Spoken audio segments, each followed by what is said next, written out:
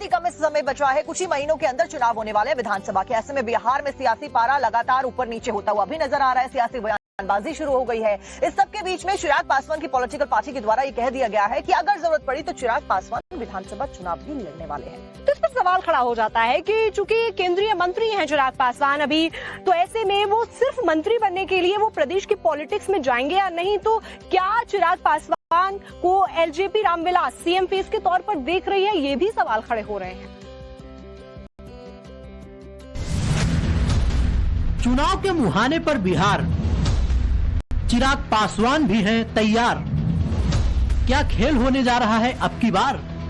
हर जगह उनका ऐसा आकर्षण है, लोग भी चाहते हैं कि वो बिहार में आए और बिहारियों के लिए काम करे, बिहारियों के विकास के लिए काम करे, बिहार में बड़ी जिम्मेदारी निभाए।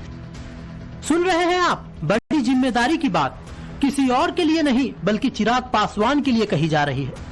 दरअसल चिराग की पार्टी ने यू टर्न ले लिया है। उनके पिता रामविलास पासवान ने खुद को केंद्र की राजनीति में जमाए रखा। चिराग भी कम और बेस उसी ट्रैक पर थे, लेकिन अब उनकी गुगली चर्चा का केंद्र बन गई है क्योंकि उन्होंने विधानसभा चुनाव लड़ने के संकेत दे दिए हैं। देखिए, मैं पहले ही कह चुका हूँ कि पार्टी की जो राय होगी इसको मैं जरूर इसका मैं पालन करूंगा, बट फिलहाल अभी इस पे और चर्चा होनी बाकी है। लेकिन आपने यह भी कहा है सर कि हम चुनाव जनरल सीट से लड़ेंगे। आपकी पार्टी ने यह भी फैसला किया है कि आप जनरल सीट से चुनाव लड़ेंगे। ये प्रस्ताव आया है पार्टी की तरफ से। चिराग पासवान केंद्र सरकार में मंत्री हैं। केंद्रीय मंत्री रहते हुए अगर वे बिहार विधानसभा चुनाव लड़ने की बात कह रहे हैं तो जाहिर है कि उनका लक्ष्य मंत्री बनना तो होगा नहीं।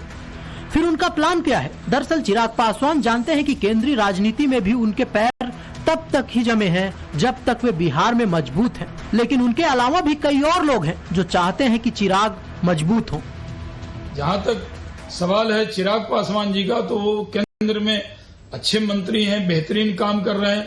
फूड प्रोसेसिंग के सेक्टर में उन्होंने बहुत बढ़िया काम किया है, उसको तेजी से आगे बढ़ा रहे हैं। वो बिहार को तरक्की के रास्ते पर ले जा रहे हैं।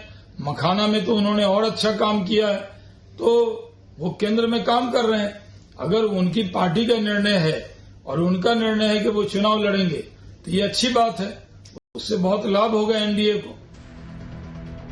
दरअसल सियासत का पूरा खेल ही चेक एंड बैलेंस पर टिका है। मौजूदा हालात में चाहे केंद्र की राजनीति हो या फिर बिहार की, नीतीश कुमार के बिना एनडीए पूरा हो नहीं सकता। बावजूद इसके नीतीश की पार्टी को भी एक दायरे में रखना होगा। कम से कम आरजेडी के तंज तो इसी तरफ इशारे कर रहे हैं। यही तो खूबसूरती है भारतीय लोकतंत्र की। आइए चुनाव लड़िए।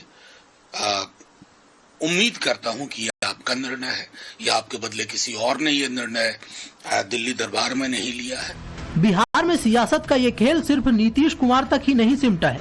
चिराग एक ऐसे सियासी तीर हैं जिससे कई शिकार किए जा सकते हैं। तभी तो चुनावी रणनीति से सीधे चुनाव में कूदने वाले प्रशांत किशोर को भी एलजेपी रामविलास का ये चुनावी स्टंट अच्छा लग रहा है। चिराग जी चुनाव लड़ते हैं तो बिहार के लिए अच्छी बात है। कोई नया लड़का जो जाति पाति की राजनीति नहीं करता है, अगर वो चुनाव लड़ते हैं तो बिहार की राजनीति के लिए अच्छी बात है। जैसे जैसे चुनाव के दिन करीब आ रहे हैं वैसे वैसे बिहार का चुनावी रंग भी चटक होने लगा है।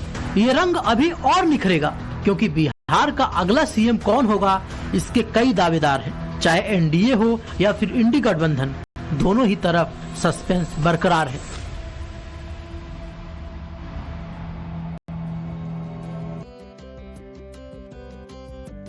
खबरों का सिलसिला जारी है, बने रहिए।